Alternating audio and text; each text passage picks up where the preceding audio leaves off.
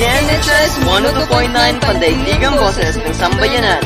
Mula sa bulwagan ng pambalitaan, himpilan at pandaigdigang boses ng sambayanan. Walang kinikilingan, walang pinoprotektahan, at tanging sa katotohanan lamang. Ito ang sesyong alistos saan man para sa tikalibreng punto sa balita.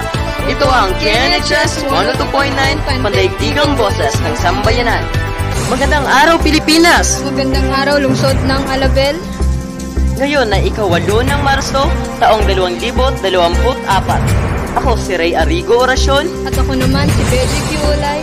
At kayo ay nakikinig sa KNHS 102.9 Pandaigdigang Boses ng Sambayanan. Narito na ang mga makatotohanan at makabuluhang balita ngayong araw.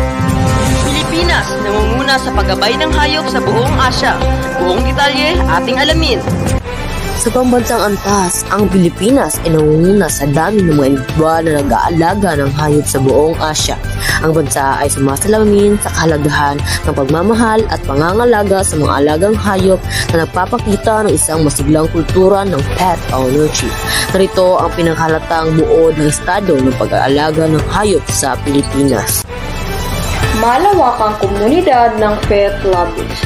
Ang bansa ay may aktibong komunidad ng pet lovers mula sa malalaking syudad hanggang sa mga kanayunan, kung saan milyon-milyong pamilya ang may mga alagang hayop. Pet-friendly na pamumuhay. Ang Pilipinas ay nagtataguyod ng pet-friendly na pamumuhay kung saan mas maraming establishmento at pampublikong lugar ang nagbibigay suporta sa mga may alagang hayop. Barangay Pet Friendly Initiative. Maraming barangay ay naglunsad ng mga programa para sa kaligtasan at kasiyahan ng mga alagang hayop, tulad ng community pet events at libreng neutering programs. Edukasyon at kampanya. Ang bansa ay nagtataguyod ng EDSA Animal Welfare sa pamamagitan ng kampanya sa social media, mga pampublikong service announcement at mga edukasyon sa mga paaralan.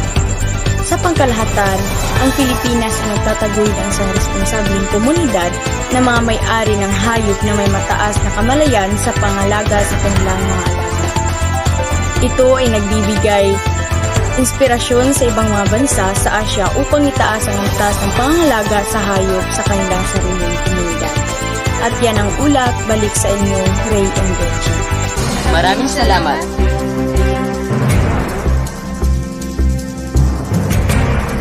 At yan ang ulat ukol sa malagang aspeto ng pag-aalaga at pag-respeto sa ating mga hayop. Ito'y isang paalala na ang mga hayop ay may papel na ginagampanan sa ating kalikasan at sa ating buhay araw-araw. Sa ating mga tagapagpakinig, sana'y maging huwaran tayo sa pag-aalaga sa kanilang kalusugan at kagalingan. Huwag nating kalimutan na sila ay may sariling damdamin at karapatan rin sa ating mundo.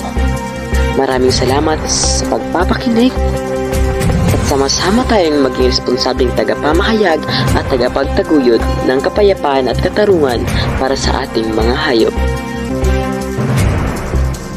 Ating makakapanayam ang isa sa mga nag-aalaga ng hayop na nakatira sa LPS, Kawasa Lavas, Sarangani Province. Magandang araw sa iyo, Johnny. Magandang araw din po. Nag-aalaga ka ba ng hayop ngayon? Opo, nag-aalaga ako ng hayop simula nung 2019, nung pagsimula ng pandemic. Anong hayop ba ang alaga mo ngayon? Kambing lang po. Okay. Para sa imo, sir, ang ibang himuong pagkaon ng hayop nga dugay na nimong giatiman? Ako dili kay syempre kanang hayop nga kung gialagaan dugay na baya murag konektado na siya sa akong kinabuhi. So dili ko gusto nga kaunon akong gialaga nga sariling hayop kay kung makita na ko siya nga mamatay or ihawon, sakit man gud kay sa kuha nga naa siya dira nga wala na kinabuhi. So para sa kuha dili. Okay, thank you, sir. Ana pa, sir. Para sa imo, sir, unsa bagid ang dapat unahon, ang pag-atiman sa mga tao o ang pag-atiman sa mga hayop? Para sa kuha, ang unahon ako ang pag-atiman sa tao. Paano mamalagaan ang hayop kung dili unahon ang pag-alaga sa tao? Mora to. Yes, amen. Hindi natin na ikakailan ang pagpatay sa mga hayop ay isang kontrobersyal na paksa. Sa isang banda, mayroong mga kultura, tradisyon na kumakailangan ng pagpatay sa mga hayop para sa kanilang pangangailangan sa pagkain, kasuotan at iba pa. Ngunit sa kabilang banda, mayroon din mga grupo at individual na tutol sa ganitong gawain dahil sa kanilang paniniwala sa pagrespeto sa buhay ng lahat ng nilalang. Ang pagpatay sa mga hayop ay may mga batas na sinusunod, lalo na sa mga bansang may mahigpit na regulasyon sa ganitong gawain. Sa Pilipinas, halimbawa, mayroong batas Republika 8485 o mas kilala bilang Animal Welfare Act of 1998 na naglalayong pangalagaan ang kapakanan ng mga hayop laban sa anumang uri ng pang-aabuso. Sa ilalim ng Animal Welfare Act, mahigpit na ipinagbabawal ang anumang uri ng pagpapahirap, pagpatay o pagsasamantala sa mga hayop ng walang sapat na dahilan. Dapat may sapat na pag-aaral at pagsasanay ang mga taong kumakalinga sa mga hayop upang matiyak na hindi sila naaabuso o napapabayaan. Sa huli, hindi lang dapat natin pangangalagaan ang ating kapakanan bilang tao, kundi pati na rin ang kapakanan ng ating mga hayop sa pamamagitan ng tamang kaalaman at pagpapahalaga sa kanilang buhay. Tayo ay makakatulong sa pamanatili ng balanse sa ating ekosistema at magpapalakas ng ating samahan bilang isang komunidad. At yan ang aming mga nakalap na balita ngayong araw na ito.